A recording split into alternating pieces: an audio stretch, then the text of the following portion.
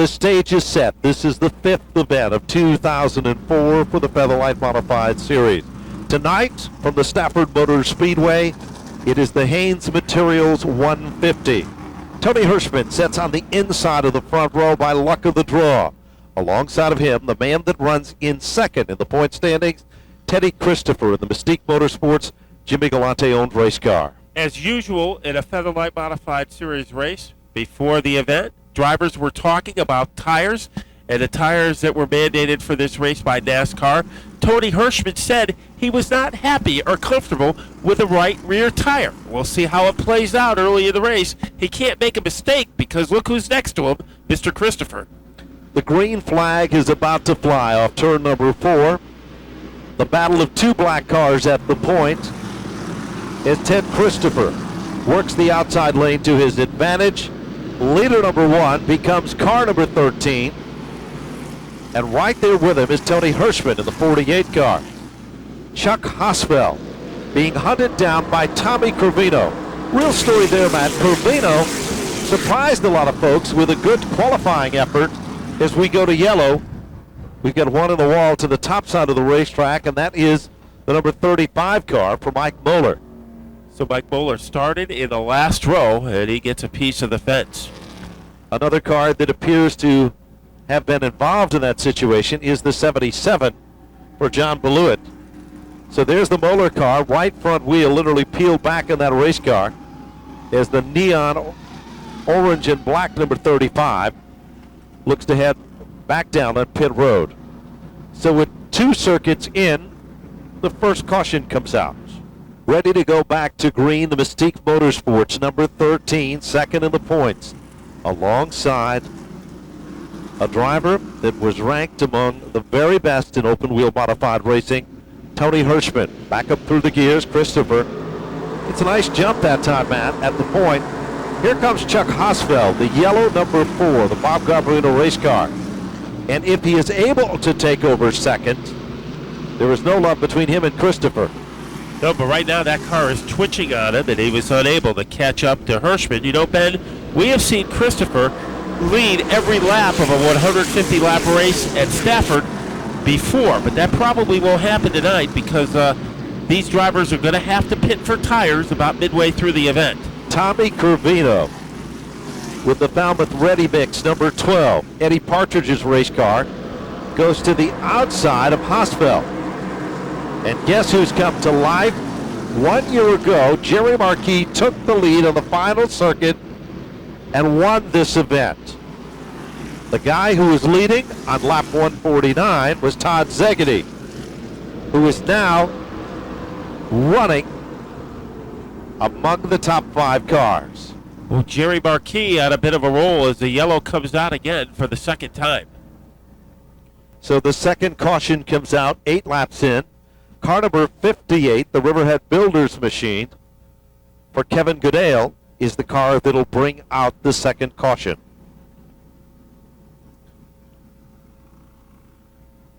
So this driver, this race, a little difficult time getting some rhythm and some momentum. And Ted Christopher at the front.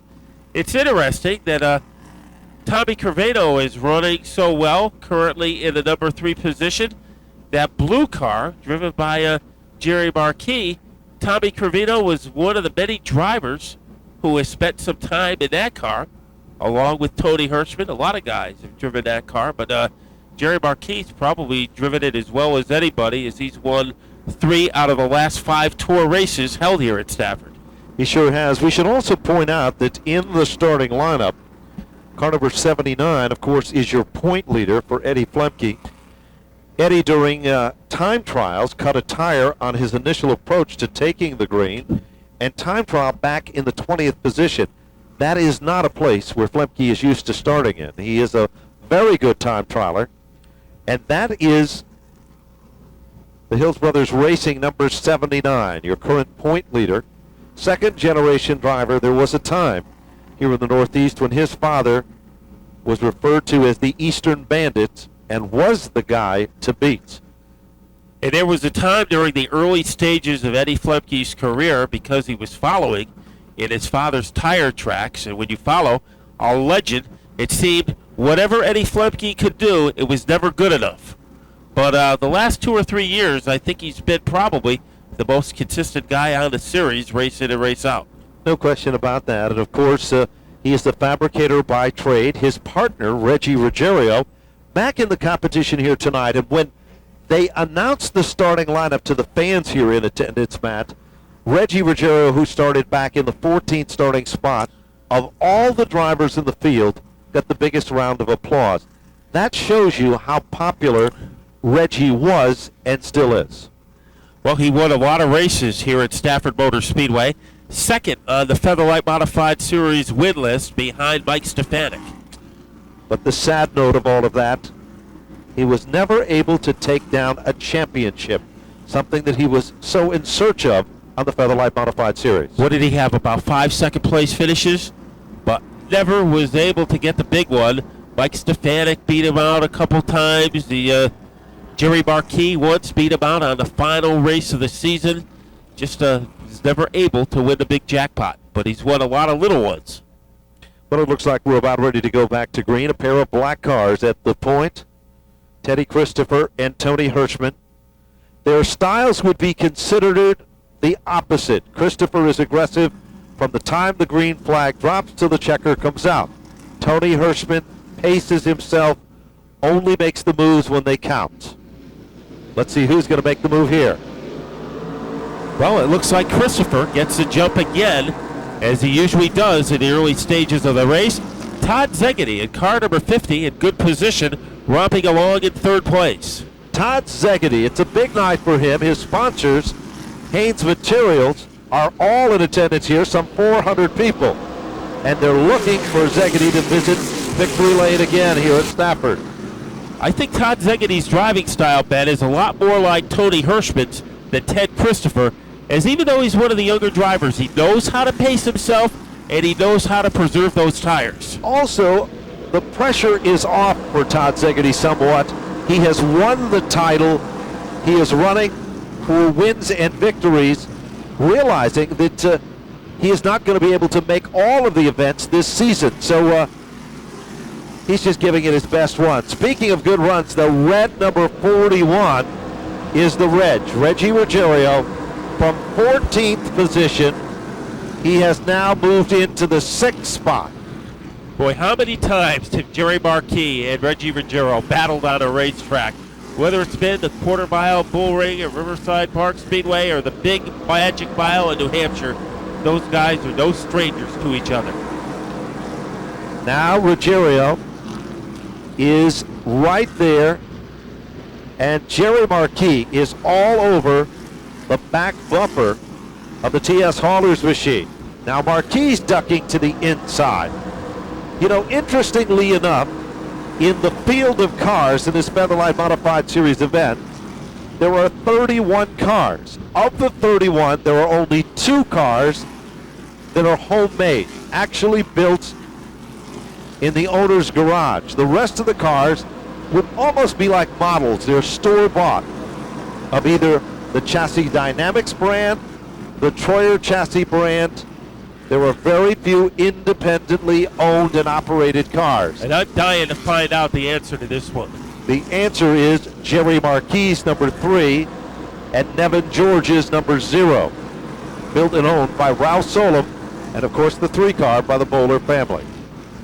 Well, Jerry Marquis, we know how good that car is. Remember, he used a provisional starting spot at the Spring Sizzler earlier this year. We saw him run up to the win. Reggie Ruggiero, he said he wasn't going to come back to racing unless he had a good race car. So obviously, that 41 car has a lot of power inside it. It sure does. A little further back in the field, the 1 car is Ricky Fuller. The 99 to the left of your screen is Jamie Tomaino. He's a former champion of this series when it was originated and called the Winston Modified Tour. You know, Jamie Tomaino won the 1990 championship, but I think his most impressive credential, Ben, he has run more races in this division than any other driver. Family owned and operated race team, and they work very, very hard and really dig in to have their success in this very popular series. You're looking at the oldest division in NASCAR. There's one of the oldest drivers of it.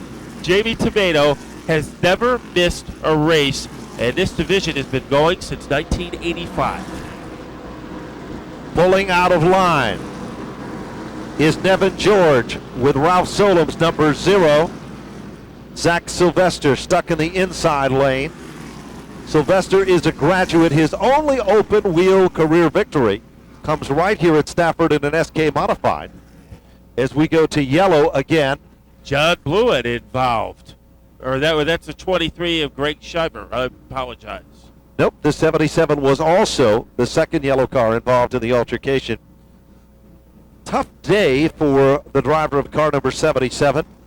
John Blewett did not qualify well in the Mastro Battisto Contractors Pontiac. And he usually runs so well here at Stafford. Right front wheel is literally laid back in that race car. The Chase family own the machine. Ricky Fuller won a title with the car. They had drivers like Stephen Park drive for them years back. So it is a very aggressive team that competes in this Featherlight Modified Series as they look at the right front. And it does not appear that a lot of work is going on there. So maybe the damage is a little more intense than you might think. You know, John Blewett has had either great runs here at Stafford. Remember, he won a Spring Sizzler a few years back. Or he's had terrible runs. Seems he either has peaks and valleys, not much consistency on the Featherlight Modified Series at Stafford. Well, a lot of these laps have been run under yellow, which I think is good news for that driver, Ted Christopher, because he has been able to save his tires. Now, because of the new softer tires used at Stafford this year, nobody thinks that anybody can go without a pit stop. And let's check in with Pit Lane now and Tony Sutton.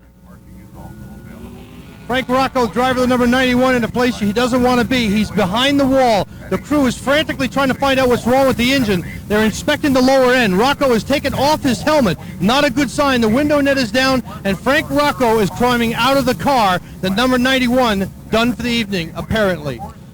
And because Frank Rocco isn't running for the championship, it's probably unlikely that once he takes that helmet off that he'll be putting it back on. Don't you think, Ben?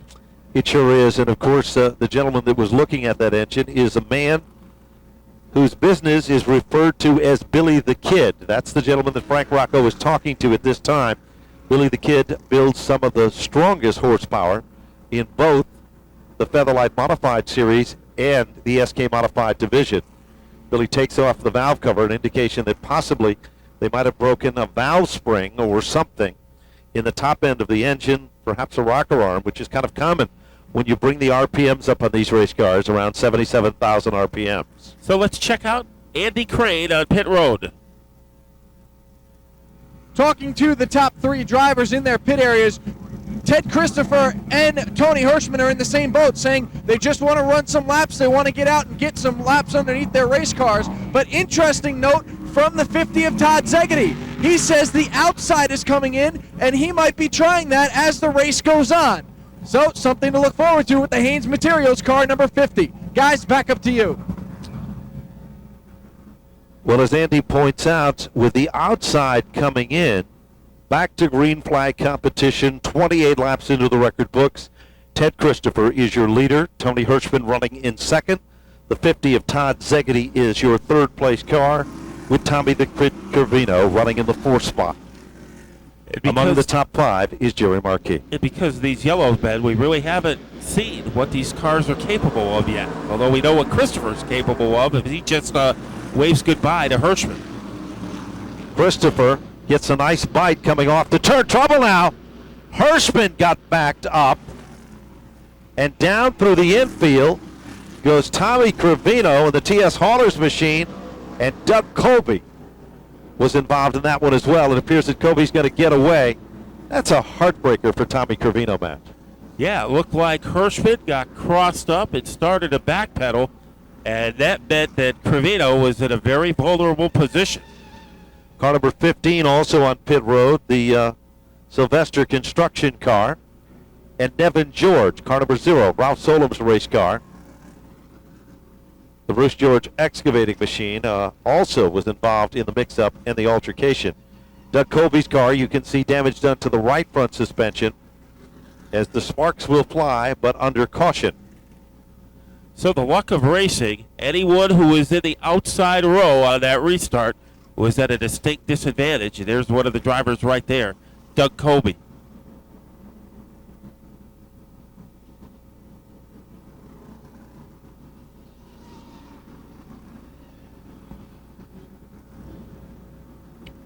And let's go down to Tony Sutton on pit road. Tony? John Blewett against the wall, not a place you want to be. What happened? Just guys not settling down. It's early in the race. That's the second time we're involved in something and just trying to mind our own business. But, we're off to a rough start this season, and it's tough for the guys, but we'll rebound. Well, they're working on the car right now, working on the front end, trying to get John back into the race, but they've got a lot of work to do, and obviously John Blewett, the driver of the 77, not at all happy.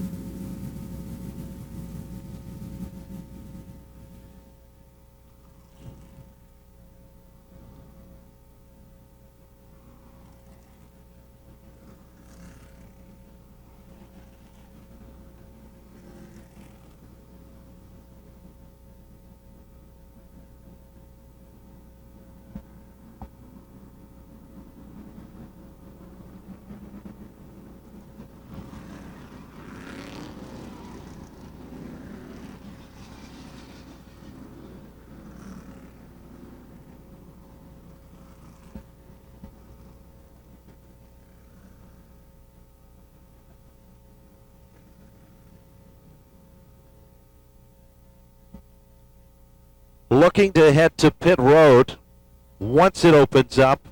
Car number 4, Bob Garbarino's race car for Chuck Hosfeld.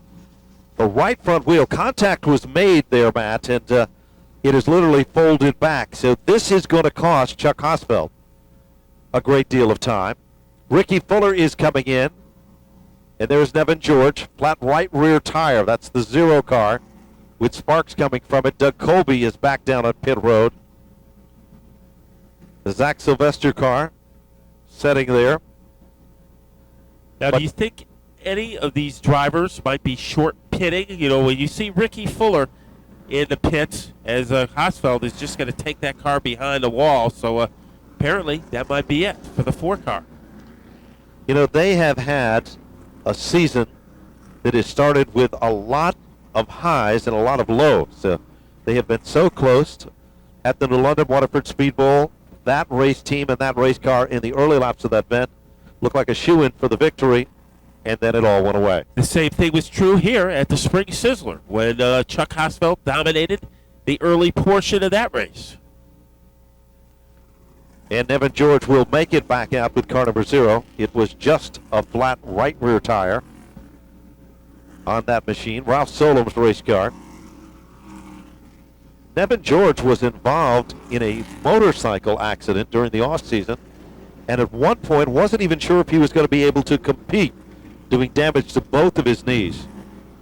Well, Bennett, maybe we'll be able to find out from Tony. Do you think maybe Ricky Fuller might have short pitted, changed tires early, and then gained track position later on in the race when the leaders pit for tires? We've seen Rick Fuller win races like that in the past. We sure have, and of course Stafford is one of his favorite racetracks. He has performed magic here before, and his name is also on that impressive win list for Featherlight Modified Series events. Rick Fuller has won 3 Spring Sizzlers among his accomplishments in the Featherlight Series. So now the Haynes material number 50, defending series champion alongside of Teddy Christopher. Teddy got a nice bite that time and left Zegedy in the wings. Zegedy, however, was not smooth as he scrambled around coming off of turn 4. And there's the red machine. To the top side, that is Reggie Ruggiero. 4th spot and moving to the front. Marquis is his next target. Tomato, Donnie Leah, and Robbie Summers in the mix with the 79, the current point leader, Eddie Plemke. And Jamie Tomato hanging in there as he tries to get underneath Robbie Summers in the 16 car. Summers to the outside of Tomato. This is Chris Kopech's race car. Kopech suffered an injury in the fall event of the series and is not able to compete so far. Mike Stefanik drove this car, almost won the race at Waterford on the final circuit on the final lap. Slipped up just a bit, and the victory fell by the wayside. Chris Kopech was hanging around the paddock this afternoon at Stafford. He says he is getting better. So encouraging news for Chris Kopech fans. And there are a lot of them because he's been a class act for a long time. Diversified Metals is among the sponsors of that race car. And Rob Summers, a very talented young driver, a former national bodybuilder. And look at Ed Close. He qualified so well here. Ironic, if you're a fan of Featherlight Modified Series Racing, you will remember that Ed Close owned the number 69 car, which is the father of the driver of the car, when Reggie Ruggiero was considered the gun to beat in this series. Well, that's our fifth yellow, and we've only had 40 laps of racing so far, so I'd say we've had almost as many races under yellow flag conditions than under green, as the 06 of Steve Witt is on his way to pit road. And Zach Sylvester's car is on the hook, being brought behind pit wall. Their season has kind of been similar to last year, where they started out strong, and each and every week things just seem to get worse for the team. And now let's go to Andy Crane with Chuck Hosfeld. Thanks, guys. Chuck Hosfeld has brought the Mystic Missile behind the wall. He had contact with the 48 of Tony Hirschman. I stuck my head into the window and asked Chuck what happened. He said the 48 just didn't get going and came down on him. The result, a broken right front tie rod, which the crew is desperately trying to fix as fast as they possibly can. Chuck's still in the car, strapped in, sitting dejectedly as the crew trying to get him back out in the Haynes 150. Guys? Well, you can see the amount of crew members that are working on the number 4 car, and as they are on pit road, they are losing valuable times, and more important than all of that, they're losing valuable points if they cannot get that car back out and running in this Featherlight Modified Series event. Lap number 42 and showing, as car number 10, Tony Papali, pulls out a line. That's the Budweiser car. Dan Avery previously has driven that car, and even Robbie Summers for a while in 2003. And it looks like they're looking to head down on pit road as pit lane opens and car number 10 comes in.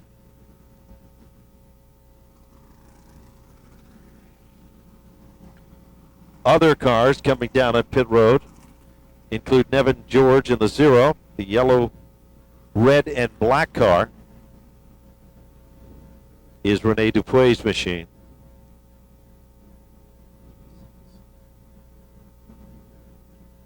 We want DeRoy out there.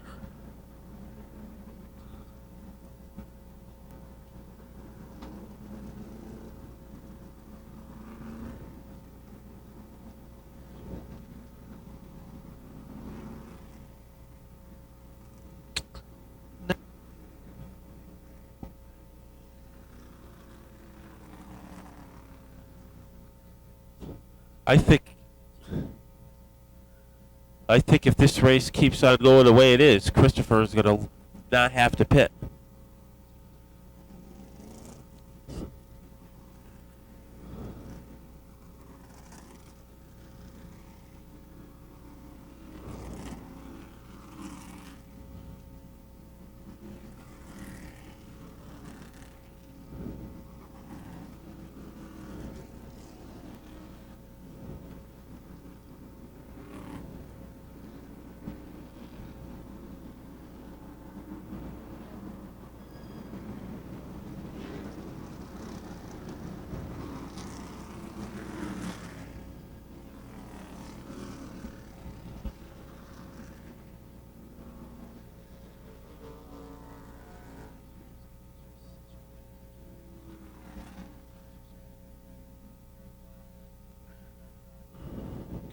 Lap number 44 has just clicked off under yellow. The stage is set. It is car number 13 on the restart on the inside of the front row for Teddy Christopher. Alongside is Todd Zegedy, row number 2. Deja Vu, days of old, perhaps, Matt. Jerry Marquis, and the Reggie Ruggiero. Well, Reggie Ruggiero's been around for so long, some of the tracks he used to dominate are no longer in business, like Playville Stadium and Riverside Park. Well, look at that move. A few laps ago, Todd Zegedy told his crew chief that the outside lane was coming in. The best example of that was the move that Reggie Ruggiero just made to go around Jerry Marquis. He did it in the outside lane. And now the 16 of Robbie Summers trying to work to the outside of Ed Flemke. There's Jerry Marquis. It's very rare that Marquis gets the best of or gets outfoxed on a restart, but Reggie Ruggiero just overpowered him on the outside. Ed Flemke cut a tire in time trial, started 20th. The point leader, the Think Pink and White number 79. He is now among the top 10 cars and coming to the front with a vengeance. Robbie Summers is there with him. That's the 16 car. Donnie Leah, the 18. And then it's Ed Close and Tommy Bowles with the red number 76.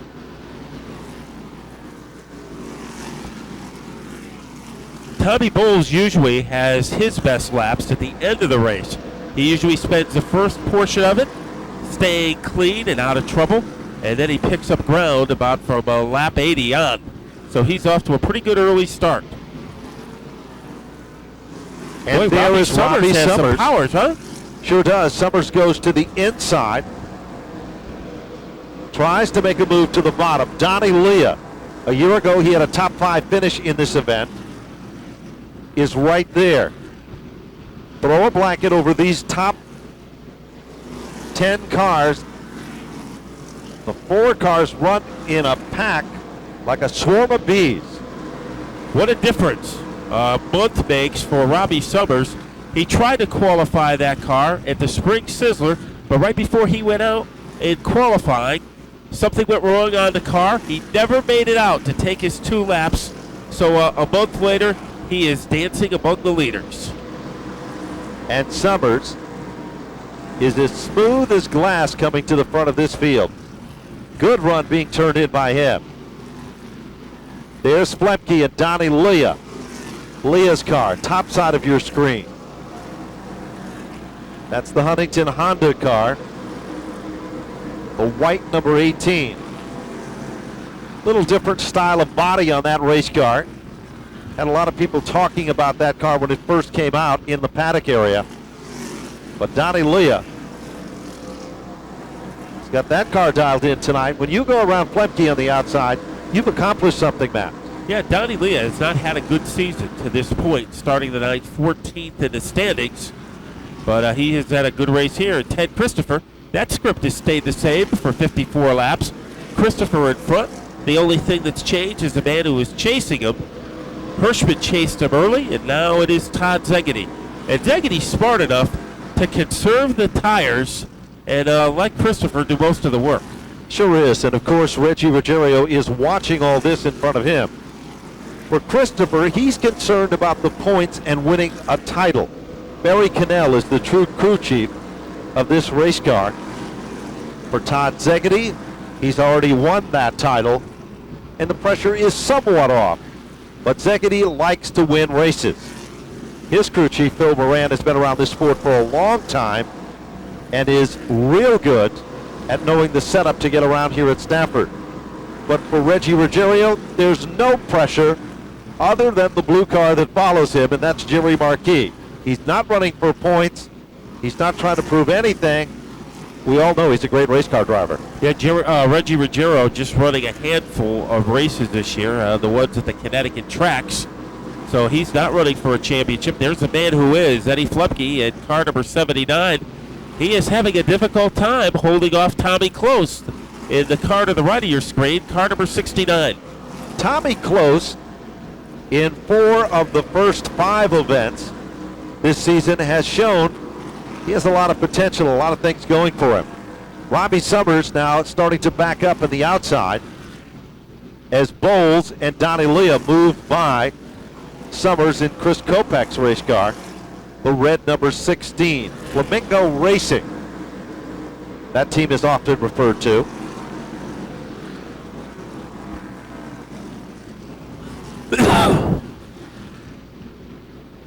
But there is your leader, Teddy Christopher, Stafford's all-time winningest driver.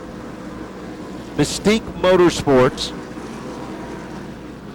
Jim Galante is the owner of that race car. What do you think, Ben? Can he go from start to finish without making a pit stop? Oh, look at Reggie Ruggiero. That time, the car got literally sideways coming off turn number 4. You know, Teddy Christopher has went green to checker before without changing tires. You talked about short pitting earlier, Matt. That's not Christopher's style. Yeah, of course, these are softer tires than Christopher used the time he went from green to checker here at Stafford.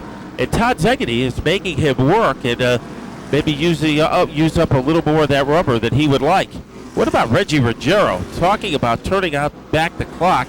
His last win was back in 2001. So the Reg has not won a Featherlight race in 3 years, and he is hanging among the big boys right now at this stage of the race, 64 laps into it.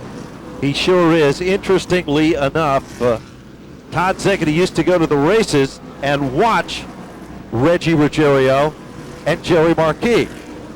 Now, he has a title to his credit, and now he is ahead of the guys that he used to watch. What a race this is. I mean, of the 4 guys, 3 are legends. Christopher, Marquis, and Ruggiero, and Todd Zegedy. He might be a legend before his career is over because he showed a lot of talent at an early age. Zegedy's car is powered by a Ford engine. He reels in on the back bumper of Christopher, and that team has a Ford power plant beneath the hood as well. 2 Chevrolets will follow. There was a time in the Featherlight Modified Series that Chevrolets were the only engine of choice. That is no longer the case. Big steam and big horsepower. There it is. Second leader emerges. And for a fact, we know of 400 fans from Haynes Materials that just got up and shouted, "Go." Maybe something's wrong with Christopher's car, Ben, because Ruggiero and Marquis both get around him easily. Ted Christopher does not know anything other than running as fast and as hard as possible. Not one of those drivers that's going to back out of it. Going to give that car a run. So there's got to be some type of a problem. There's Hirschman still waiting for a curtain call in the wings. Well, if there wasn't an outside groove at the start of the night here at Stafford, there sure is now. Is Todd Zegedy, a powerhouse move. There he is, car number 50, and Reggie Ruggiero in second place. And considering his part-time status, this is quite a story developing. As the Reg, it looks like it's about 1990 and not 2004, the way he's running. Matt, you pointed out earlier that the Reg said, you know, I've gotten out of the business for a while of driving. When I come back, I've got to have good equipment, or I'm just not going to race. Reggie Ruggiero had several offers to run, but one of the deciding factors had to be, it had to be the manufacturer's brand of a race car that he builds, for obvious reasons. And the Raceworks combination is working for its shop's owner, Reggie Ruggiero. Ted Christopher now in fourth to the left of your screen. Tony Hirschman right behind him, and Jerry Marquis looking to make a move against Reggie Ruggiero. Ruggiero in second, the red car to the left of your screen, and Jerry Marquis right behind him. Marquis still staying within striking distance. You know, Jerry Marquis won almost 300 races. He's won a lot of championships in all kinds of division, everything from figure eights to Featherlight Modified Series. But he still seems to be an underrated driver. Why do you think that is? You know, I think it's because of the fact that for a lot of the drivers on the Featherlight Modified Series, they were extremely colorful both on and off the racetrack. Marquis let his driving skill and his talent show on the racetrack. but he was not a partier. He wasn't one of those people that seemed to fit in well with that type of an atmosphere. And he's not a bump and run type of driver. There's Tony Hirschman going underneath Ted Christopher. So Christopher's troubles continue, and now Jamie Tomato making a move. Tomato is working his way to contend, and now Tomato has moved into the bottom of the top 5 map. And right behind him is Tommy Bowles. And Bowles usually gets stronger as the race gets longer. I mean, that's another good story. A bunch of local guys led by Enfield, Connecticut's Butch Shea as crew chief and gotten together. And I think those guys have run better this year than they ever thought they could. Well, let's set the field. We are just past the halfway marker in this event. There's been only 2 leaders so far, of which Todd Zegedy is the current one on the racetrack. Reggie Ruggiero with car number 41 is the man who started 14th and is up to 2nd. Jerry Marquis started in the 6th spot and is currently running in 3rd. In the 4th position is Tony Hirschman. 5th position is Jamie Tomato, and 6th spot is Tommy Bowles. 7th is your early leader, Teddy Christopher. 8th is Donnie Leah. 9th is Ed Close, and 10th is Eddie Plemke. Something obviously wrong with that Ted Christopher car, because you never see him drop positions like he did in the last 15 laps. Donnie Leah now attacking him. Donnie Leah kind of came into his own the last 5 races of the 2003 season. That's a driver with a tremendous upside. Certainly is, and Leah showing that he is a contender. Haynes Material is the sponsor of this race. In 2003, Todd Zegedy had the field covered. But in less than an eighth of a mile, Jerry Marquis took the blanket off the competition and snookered Zegedy to take down the victory. Yeah, Ted Zegedy almost had his speech composed for Victory Lane. That's how close he was to the victory. And Marquis came out of nowhere to wrestle it away.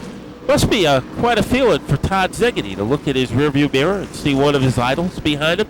Maybe he used to have a picture of Reggie on his wall. Now he has one in his rearview mirror.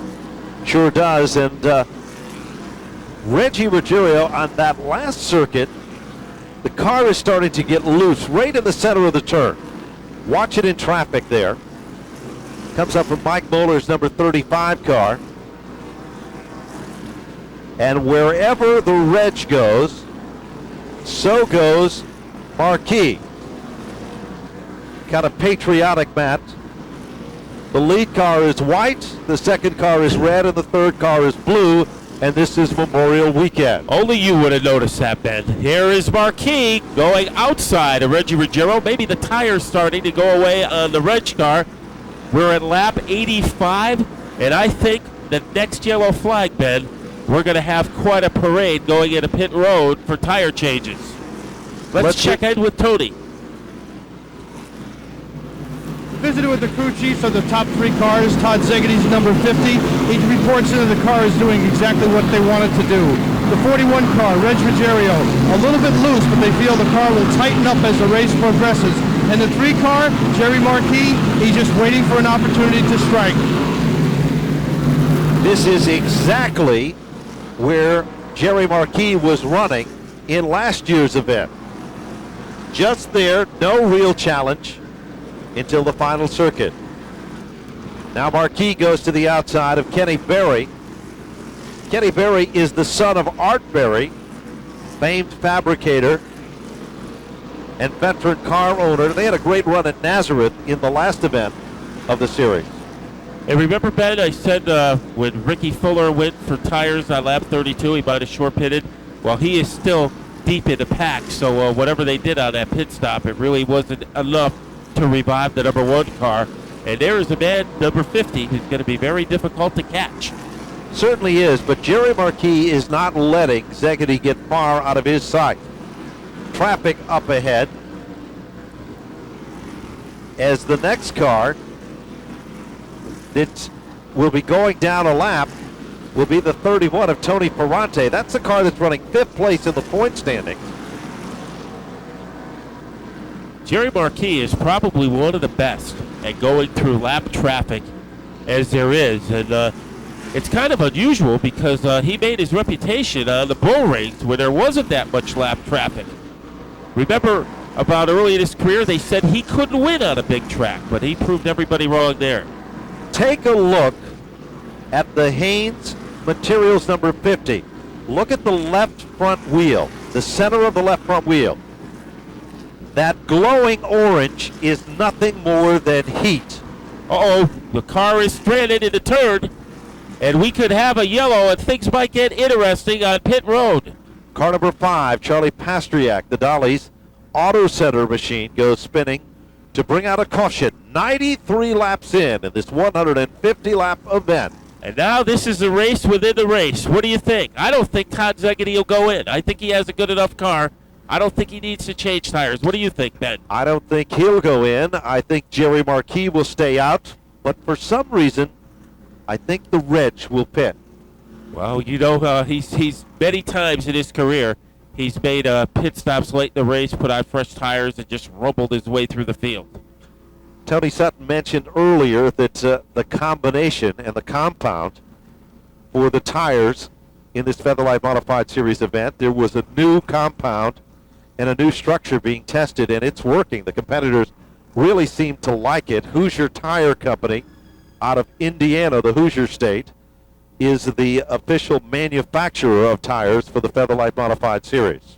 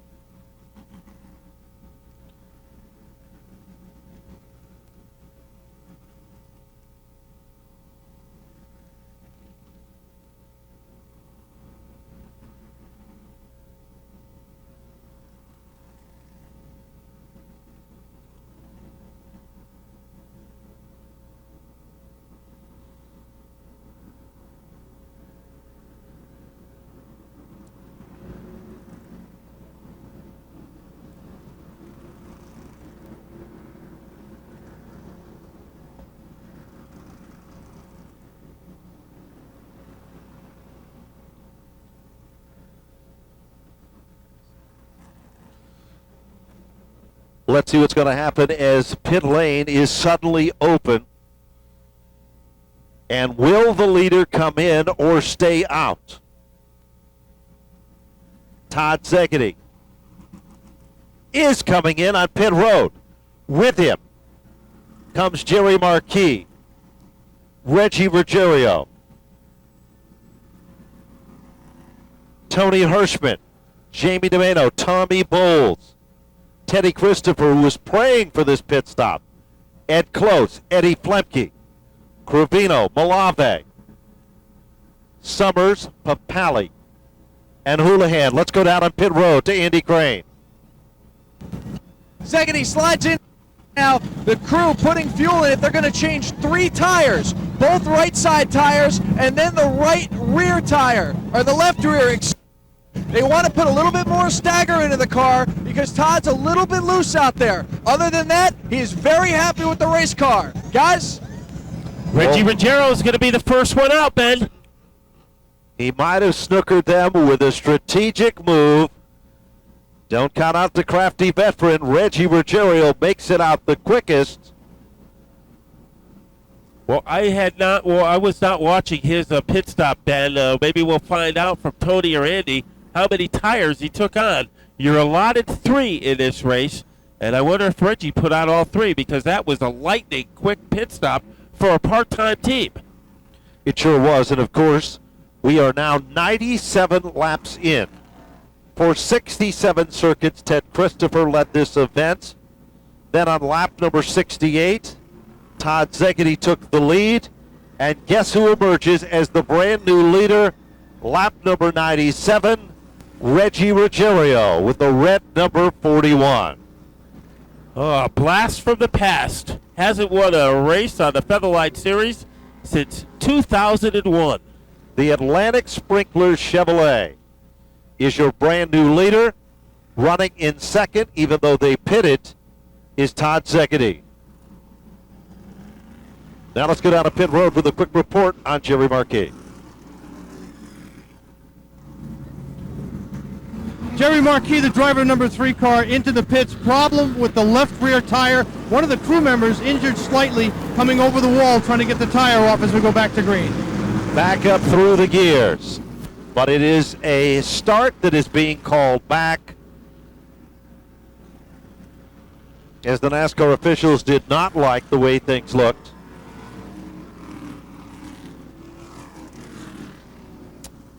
And now let's set the field for you. Here's how the top 10 currently is. Reggie Ruggiero is your leader. Todd Zegedy is second. Eddie Flepke, the point leader, is third. Teddy Christopher back up to the 4th spot. Then it is Tony Hirschman in position number 5. 6th spot is Jerry Marquis. 7th spot unofficially is Robbie Summers. 8th spot is Tommy Bowles. And 9th position, we believe, is Donnie Leah. Rounding out the top 10 is Dick Houlihan. That is unofficial. Just shy of lap 100. But there's your leader, the Reg. And it's a double file restart because it's under 100 laps. If this restart was a couple of laps later in the race, it would be a single file restart. So Reggie Ruggiero has a little work to do against Todd Zegedy. See the car that follows Ruggiero, the white and pink number 79. That is Reggie's partner in the fabrication business. Both the car that Reggie's driving and the car that Flemke is driving have been built in their fabrication shop. Do they talk shop when they're in the shop? If you know the answer to that one, you'll know that each one of them has their own distinctive styles, their own way of getting the point across, and they're racers. And the business partners have come together on the track on more than one occasion. You know, they might be partners in Raceworks, but not on the Speedway. We're going green off turn number 4. The fans are on the edge of their seats in anticipation. Reggie dances without a partner. He doesn't. When you're Fred Astaire, you don't need a partner. The Reg still in command. Zegedy, the big Ford, on the outside. The Reg to the bottom.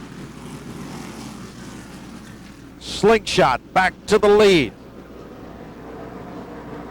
Eddie Flepke in trouble. Flepke spins, Marquis will spin. Jerry Marquis goes around with car number 3, and the caution comes out as Marquis gets it fired back up, and so doesn't Flepke. Oh, and it appears that there are sparks coming from beneath Jerry Marquis' race car. Well, Tony said they were having problems with the left tire, and maybe it came back to bite him on that occasion. There is the point leader, Ed Flepke, looking to head down on pit road. For sure, but unfortunately, pit lane is not open. And there is the number Timmy, 3 car. Could you have either Andy or Tony see how many tires that Reggie Ruggiero took on that pit stop? If he took 3 or 2, maybe they can follow up on that.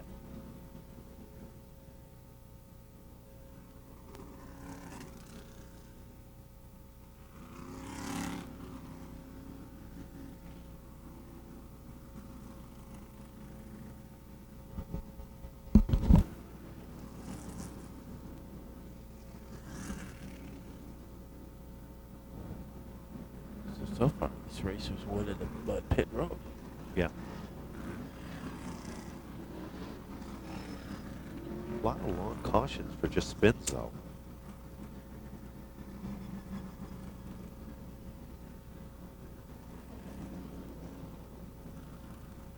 Let's take another look at the situation here. The white and pink car is Flemke, and there was contact made. Yeah, I think it was Ted Christopher who made that contact in car number 13. We're about ready to go back up through the restart. Single file this time, because we are past lap 100, and the Reg is in command. Zaggity still in second. Pulling out a line is Robbie Summers. The red number 16 car. Donnie Lee is with him.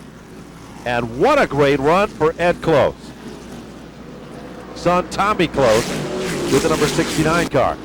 Ed Close, another one of those car owners who's been around the Featherlight Modified Series almost since its inception in 1985. And Robbie Summers having one of his better runs, not just this season, but in his Featherlight Modified Series career. Teddy Christopher now trying to muscle his way to the inside of Tommy Close. He does, picked up the spot. Trevino coming back to life. You know, it looks like Ted Christopher with those new tires, that might be the fastest car on the track right now. The Black 13. Sure looks very strong here. As your leader. Oh, little bottom shot action to get underneath Donnie Leo. Let's see if he can make it stick. He cannot. Could do it, pulls it back into the tire track. Look at him stand on the gas. That's called forward bite. When you step on the gas and that car responds the way it did. The last time I seen someone have a forward bite like that, it was a shark in Jaws. Down the back straightaway, bid for the lead, Matt. Zaggity on the outside. He said there was an outside groove tonight. Let's see if Todd can take advantage of it. Off the turn. Ruggiero says, no way. You're going to have to go in deeper and come out quicker if you're going to get around me. Ruggiero still in command. Hirschman is there. Guess what? Here comes TC and Robbie Summers. 5 cars under a blanket at the line. I think Ted Christopher right now has the fastest car on the track. But Reggie Ruggiero, he might want to play that little cat and mouse game, try to hold up the field. There comes Hirschman making a strong move, and Christopher following him to the front. The advantage that a leader has is he can set the pace. If he can hold his lead, he can back everybody back or pull away, and Reggie Ruggiero is a master of this. Now, Teddy Christopher, bonsai move underneath Tony Hirschman. Speaking of masters, Summers in trouble. Summers goes around. Looked like it happened all by himself. 115 laps in, we're back under yellow in the Haynes Materials 150 from Jackaroots, Stafford Motor Speedway.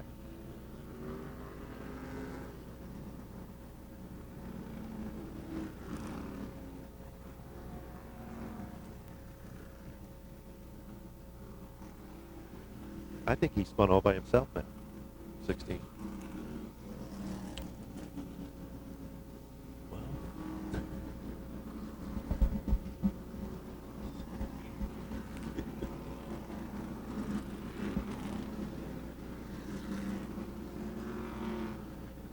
Yeah, I think you're right.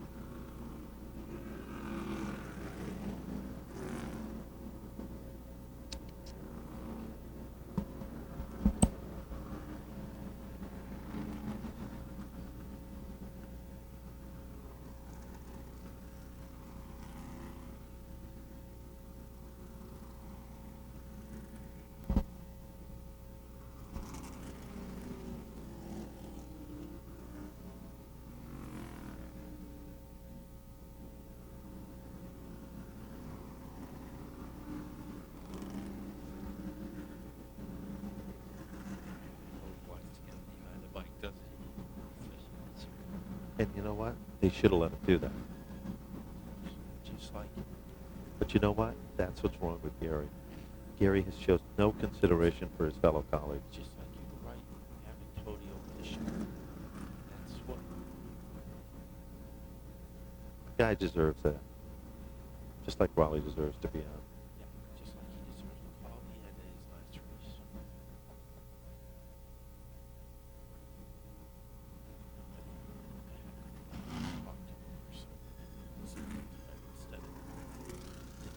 Can't, because their egos are in the way.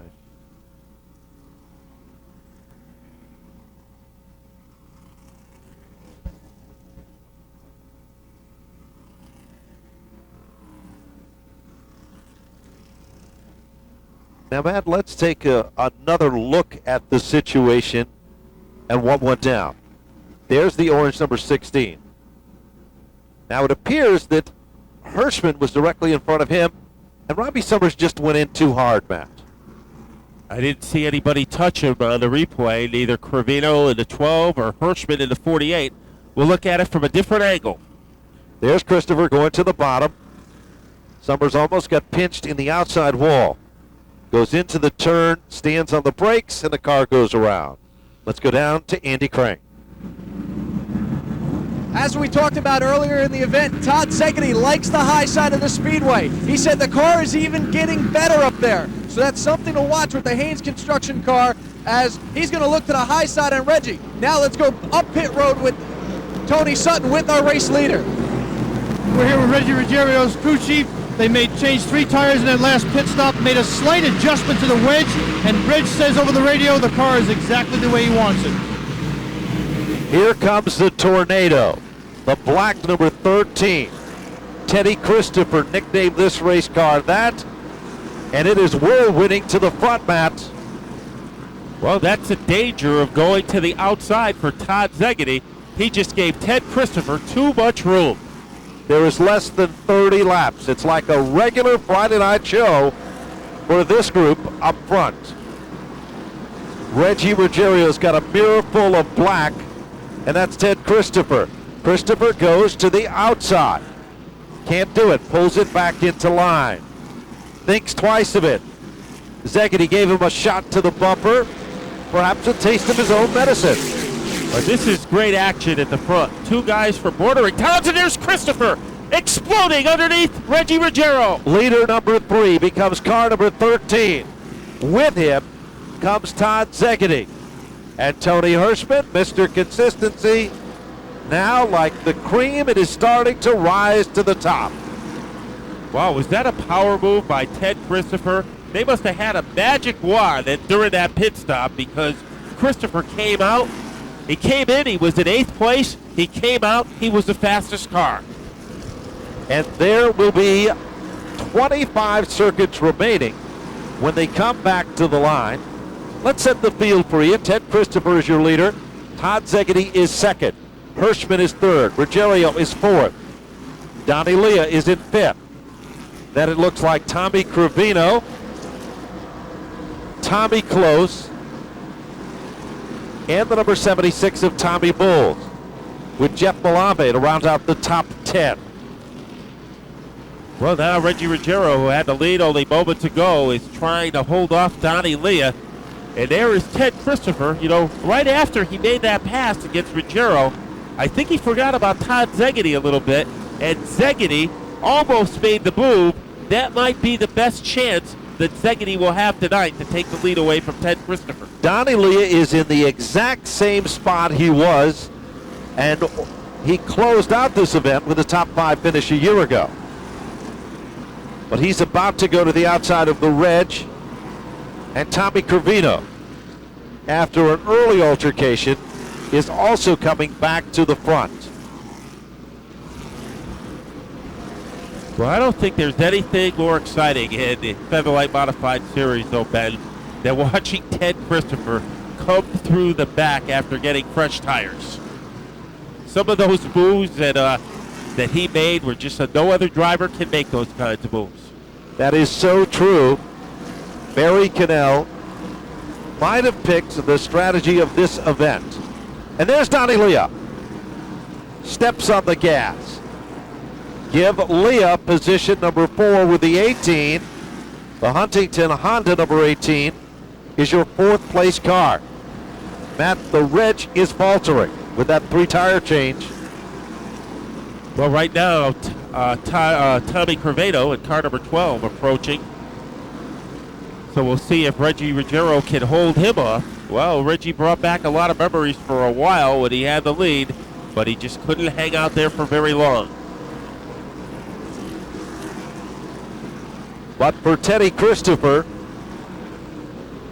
this could be a double-edged sword due to the fact that Christopher is looking to take over the point lead, and this victory could give him an advantage. Remember, Flemke had some problems early in the event, and he's struggling to get back to the front.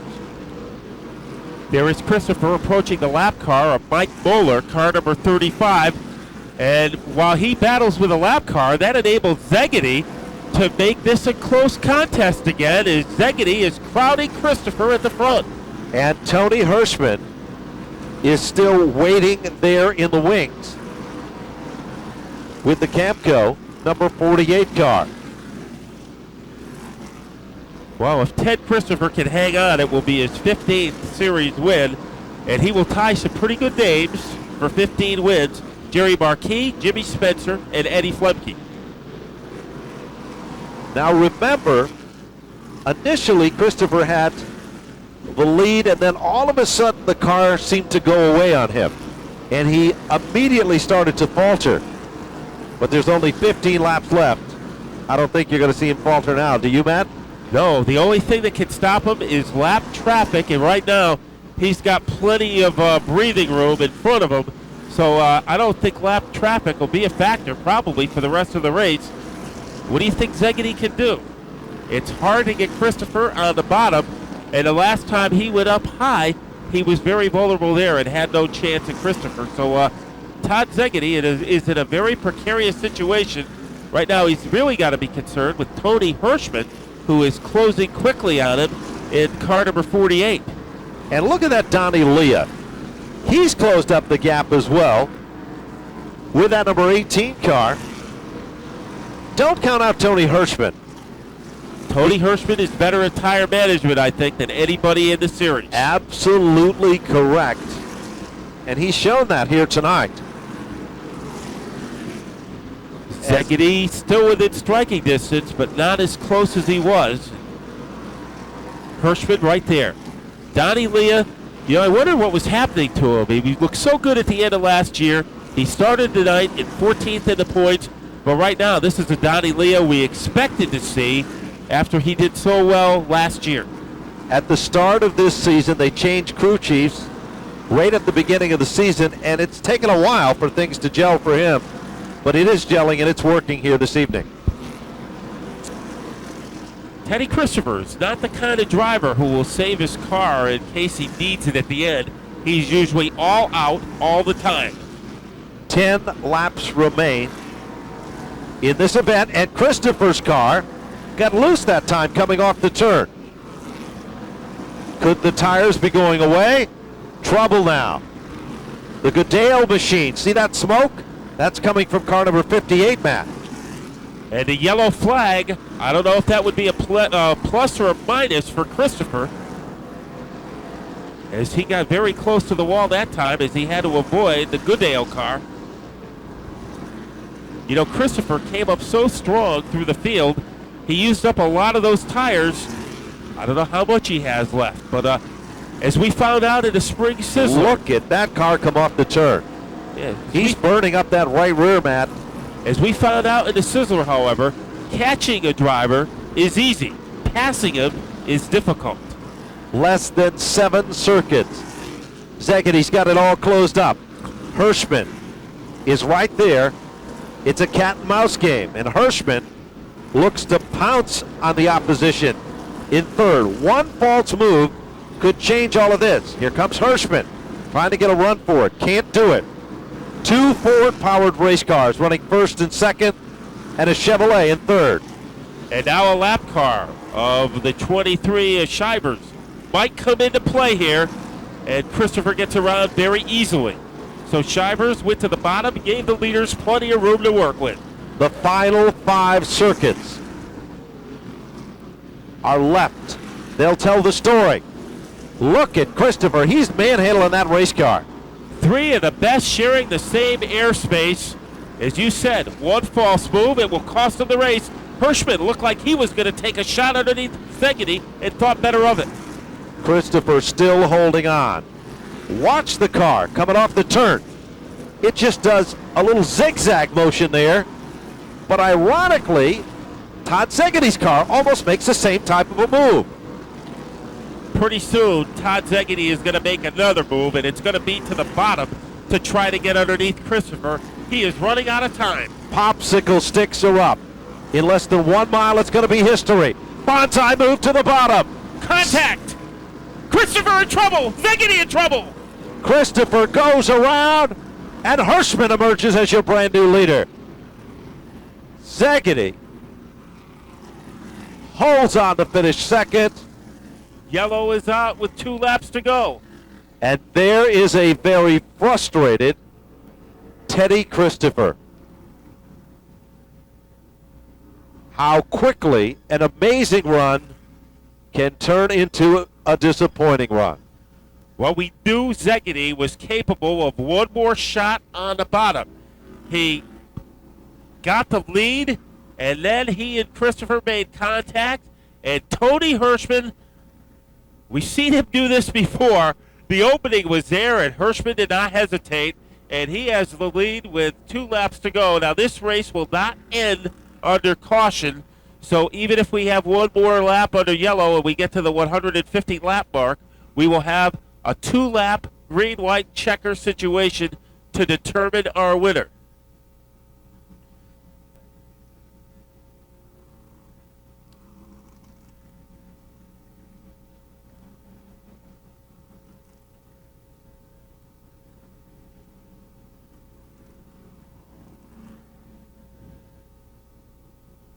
Who is it second? I can't.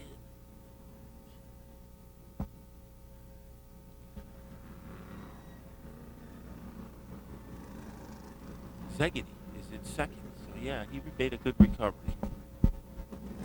But on a single file restart with 2 laps to go, they might as well just end it under yellow. That's my opinion. So we got it, Tim?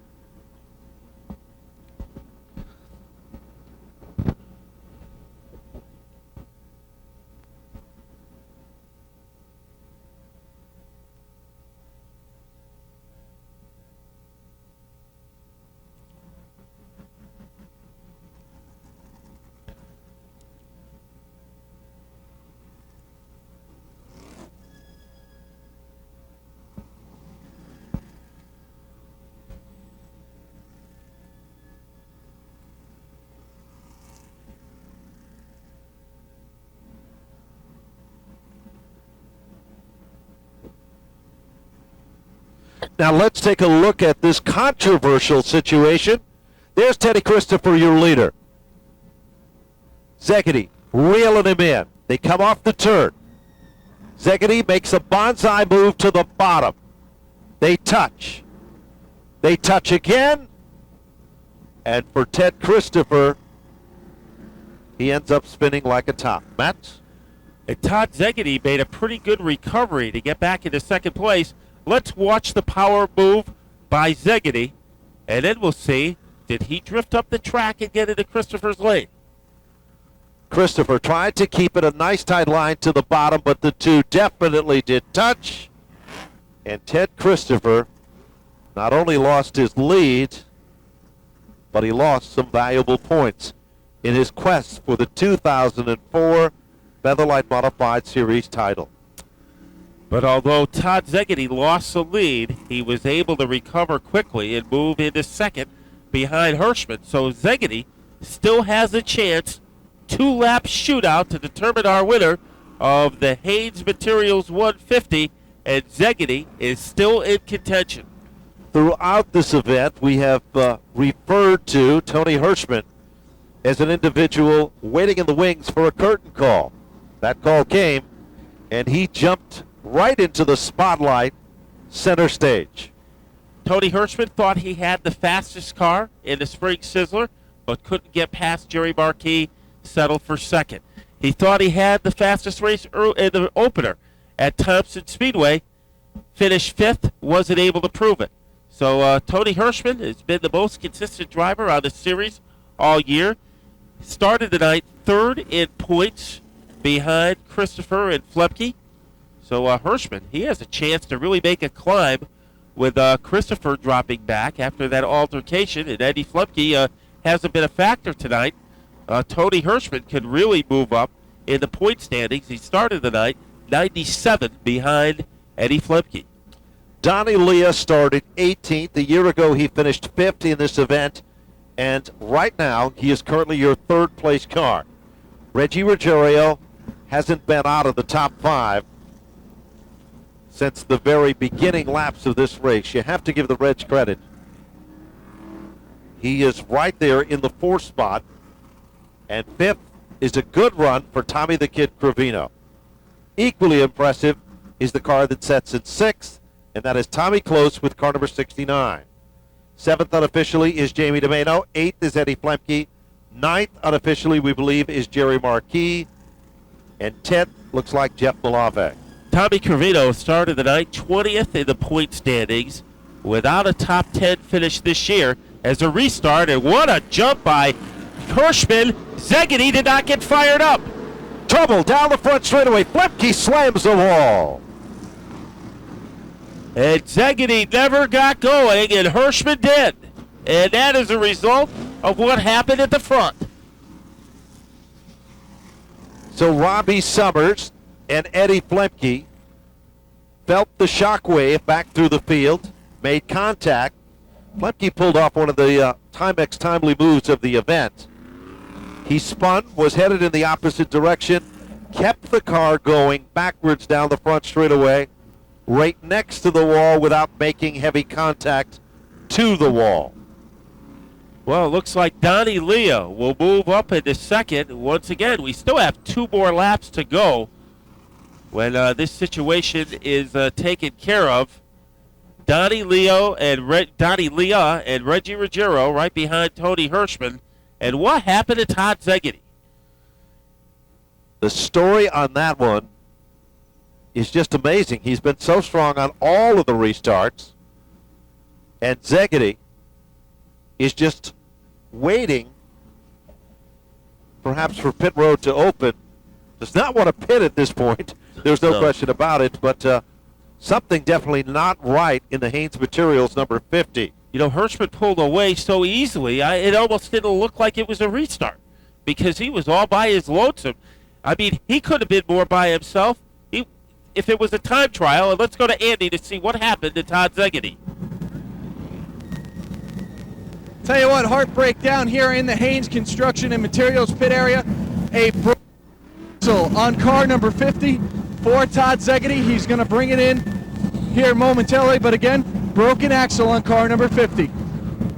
Now, do you think he broke that before he didn't get going, or did somebody hit him from behind when he didn't get up to speed? Well, they'll be talking about that for events to come. But remember when we showed you the last replay when Todd Szegedy and Ted Christopher got together? Is that when they made contact with the wheels and the axle might have shattered but didn't break through with a clean break? And on the restart, when they torqued up the horsepower, 550 horsepower, is that when the axle itself broke? Well, it's up to Reggie Ruggiero and Donnie Lea to challenge that man. Tony Hirschman in car number 48 down the stretch. And that's actually Tommy Cravino in 3rd place in car number 12. And then Tommy Close, a great run for the TJ Toyota machine, setting currently among the top 4 cars.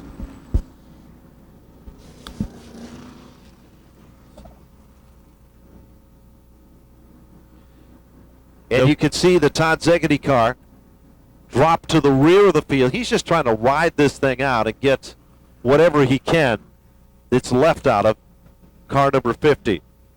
So a disappointing night for the Haynes Material driver, but what a performance this talented driver showed here this evening. Yeah, great move to take the lead momentarily from Ted Christopher with, 4 laps to go. And then the 2 drivers made contact, and they hit wheels pretty hard. So maybe that's how the axle went haywire on them. But whatever happened, that car just did not go the restart with 2 laps left, and it backed everybody up behind him. One has to wonder what is going through the mind of Reggie Ruggiero. Now remember, this is a driver that is used to winning races. He took time off from racing, not because he wanted to take time off. He just felt that he didn't have the equipment to get the job done. Now he is within striking distance. Setting in second, the catbird seat. He can make all the experts take another look at Reggie Ruggiero, and all of the opposition will be placing their comments down concerning the driver of car number 41. Reggie Ruggiero, second on the all-time win list in the Featherlight Modified Series with 42 victories. Tony Hirschman, fifth on the list with 20 wins. Hirschman's last win came last year at the final race of the Featherlight Modified Series season, while Reggie has gone 3 years without a victory. The field is, of course, single file. The scoreboard shows lap number 159. And Matt, you pointed out earlier how this event will end. 2 laps, green, white checker. It will not end under yellow. Tommy Cravino, we can't forget about him, Ben. Especially remember Hirschman was third, and he got into the lead, so we can't overlook Cravino. He is going for his 4th win, but he hasn't won since the season-ending event of the 2000 season. They head off turn number 4. Hirschman gets a nice run for it. The Reg has to settle back into second.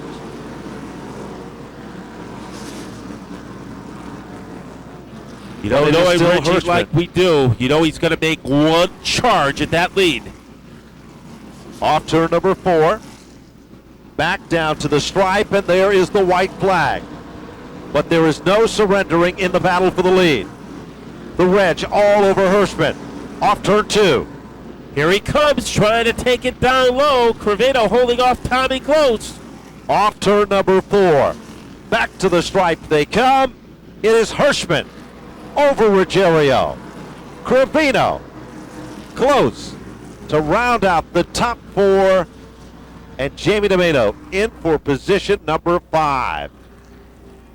Well, Tony Hirschman has done it.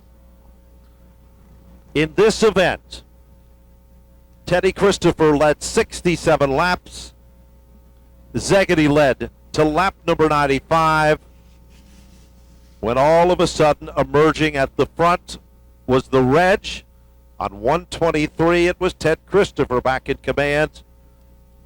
But at the end, it was car number 48 leading from 162 to the checker. You know, Tony Hirschman won the race, deservedly so, Ben, but when people talk about this race tomorrow at the donut shop, they'll be talking about Ted Christopher, Todd Szegedy, how they came together with 4 to go, and how Tony Hirschman took advantage of that situation to grab the 26th win of his career. You know, he hasn't had the greatest luck here at Stafford Motor Speedway over the years, but he sure had some luck tonight. And they'll also be talking about Reggie Ruggiero back on top of his game right here at the Stafford Motor Speedway. Those people who were writing Ruggiero's retirement speeches, they better have an eraser, because he showed at Stafford Speedway at any Connecticut track he is still a contender, and he's as good as they come. And that he is. Retract those retirement speeches.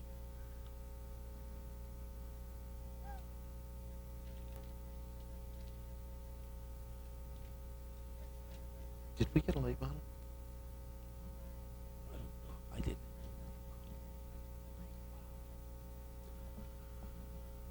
Well, Tony Hirschman being surrounded by his crew in victory lane.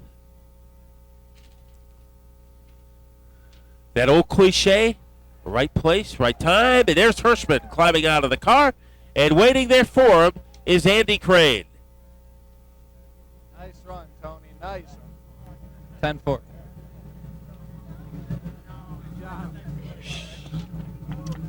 Oh, unreal. After last week, I tell you, we needed this one. I tell you, it's been a long week. Thanks a lot, guys. As a celebration is on for Tony Hirschman, winner of the Haynes Material 150 right now. Getting the congratulations from his crew. And I'll tell you what, Tony, luck was definitely on your side. First with the redraw to grab the pole, and then The racing gods were with you as the door opened up and you found yourself in the first place with the last remaining laps. Take us through that. Well, yeah, the guys started running pretty hard up front there, Teddy and Todd there, and I put the pressure on Todd there, and he knew I was right there, and so he tried making a move on Teddy. It was a late move going into turn 1. He was in there, but they just got together, and it was just enough for me to, to go thread the needle through the bottom. And when you got a good race car, you can race with them guys and stay right with them.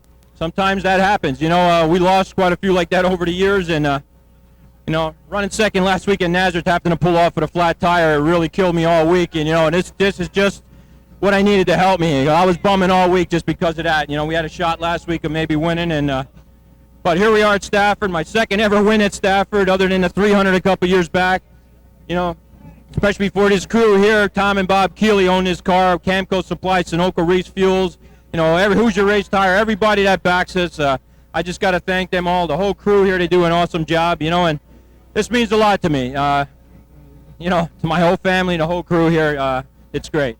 Tell you what, Tony, you were patient through the whole event, running within the top 5 through the whole thing. You got through the pit stop. And I'll tell you, just being at the right place at the right time. Good. Sure is. You need a car that you can stay up with him, guys. I was a little tight. We only put 2 tires on that stop. That's the first time I think we ever did that. Just to try to get back out track position. The first set was real good. Yet after we took him off, we said, geez, I probably could have went all the way on him, but the car was tight for a while. It just started coming in at the end there when I started putting the pressure on them 2 guys in front of me, and and then they got together. But it was an experience for me. We never put 2 on. The car was tight and pushed, and it took me a while to get used to that. It's a learning experience there too. Well, definitely a strong run for you. Again, congratulations. What he's doing. Thanks, really appreciate it. Can't wait the next time. All right, guys, that's a story down here in Victory Lane with your winner, Tony Hirschman. They both wanted to send do the things race, back and now upstairs. they didn't want to do it because it's too